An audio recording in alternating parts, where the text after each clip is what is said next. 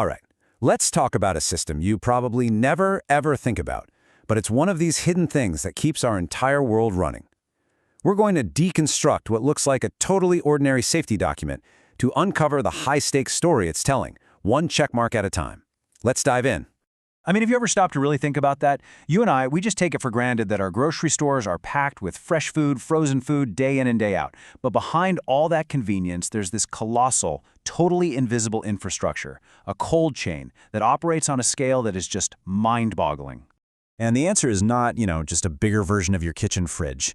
No, this is a whole different beast. We are talking about these massive warehouses and food processing plants that are kept freezing cold by these powerful engine rooms. And the lifeblood pumping through these systems, often it's anhydrous ammonia. It's an unbelievably efficient refrigerant, but it's also toxic and it's corrosive. If you get it wrong, the consequences can be absolutely catastrophic. So how do you manage that kind of crazy risk day after day? Well, the answer isn't about some dramatic last-minute intervention. It's all about relentless, methodical prevention, a lot of which is mandated by safety agencies like OSHA. And it all comes down to this, a checklist. I know it doesn't look like much, but this document is a meticulously crafted blueprint for stopping disasters before they even get a chance to start. Okay, so the official title is an MI-53 inspection. Sounds complicated, but it's not. MI just stands for mechanical integrity, and 6M simply means it happens every 6 months. So, twice a year, a technician armed with this exact checklist goes on a deep, proactive hunt for any tiny sign of wear, tear, or potential failure in that system. So let's imagine we're stepping inside that engine room with them. For the technician doing this inspection, the job is not just about ticking off boxes. No, they're like a detective, and this engine room is their crime scene. Except they're trying to solve a crime that hasn't happened yet. They are looking for the tiniest, most subtle clues of an impending failure.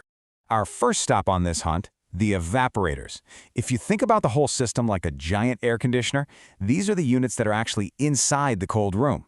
They're basically giant coils with massive fans that pull the warm air from the space, absorb all that heat, and voila, create the cold. This right here tells us exactly what our detective is looking for. The checklist breaks it down into 3 key areas for every single evaporator: any physical damage to the outside, any dangerous cracks on those fan hubs, and any dirt or ice buildup that could hurt performance or, worse, hide other problems. Now, let's zoom in on this one specific detail: radial cracks. Why is that so incredibly important? Well, a fan blade spinning at hundreds of RPMs is under an unbelievable amount of stress. A tiny, hairline crack radiating out from the center of that hub, that's a ticking time bomb. It can spread in a heartbeat and cause the hub to fail catastrophically, sending a fan blade flying like shrapnel. That photo close-up note, that isn't just a detail, it's proof the check was done right. Okay, so the evaporator has absorbed all the heat from inside. Now what? That heat has to go somewhere, right? And that is the job of the condenser. You'll usually find these on the roof of the building, and this is where the system basically exhales all that collected heat out into the atmosphere. The checklist here looks pretty similar. Yep, we're still hunting for cracks. But look at those crucial additions: making sure fasteners are secure and that safety guards are unobstructed. So why do these tiny little details matter so much? Well, it all comes down to one relentless, invisible enemy: vibration. In a heavy industrial system like this, even a single loose bolt allows for tiny vibrations that, over time, can wear out components, crack pipes, and cause dangerous leaks. And that unobstructed guard, that's the simple barrier that prevents a horrific accident if a person gets too close while it's running. So, everything we've looked at so far is about prevention.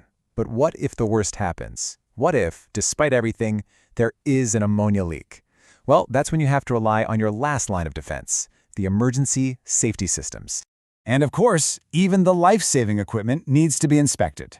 This part of the checklist makes sure the emergency ventilation fans aren't damaged, the override switches are clearly marked, and maybe most importantly, that access to them is completely clear. I mean, in a panic, the absolute last thing you need is a forklift pallet blocking the one button that could save lives. So that one little checklist item ensures this critical chain of events can happen flawlessly.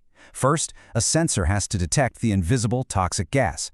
Second, alarms have to blare to get everyone out of the area. Third, someone has to be able to get to and engage that manual override switch. And fourth, massive ventilation fans have to kick on with enough power to suck all the contaminated air out of the engine room and vent it safely outside. Every single link in that chain has to work perfectly. Okay, so our technician has combed through the entire system, and they found a few things. A small crack, a dirty coil, but the inspection doesn't end there. Finding the problem, that's only step one. The most critical part of this whole thing is what happens next. And this is such a crucial idea. A report that comes back with 0 problems, that's not always a sign of a perfect system. A report that finds a few small issues and then details the plan to fix them, that is a system that's working. It proves the inspection is doing its job. The real failure isn't finding a problem, it's finding one and then doing nothing about it. And this is exactly what that follow-through looks like. They call it closing the safety loop. You see the deficiency found on the left and the specific corrective action taken on the right. A crack is found, the hub is replaced and documented with a work order. Dirt is found, the unit is tagged for a scheduled cleaning. A switch is blocked, the obstruction is removed immediately. No issue is ever left hanging. So, in the end, this boring-looking checklist, it transforms into something way more profound. It becomes a record of diligence. It's a paper trail of accountability that proves every single potential risk has been considered, identified, and neutralized by a trained, dedicated professional. It really makes you wonder, doesn't it? When you get on a plane or drive across a bridge or even just buy your groceries, how many other invisible guardians like this are out there? These meticulous checklists and the dedicated people who follow them, preventing disasters in places we will never, ever see.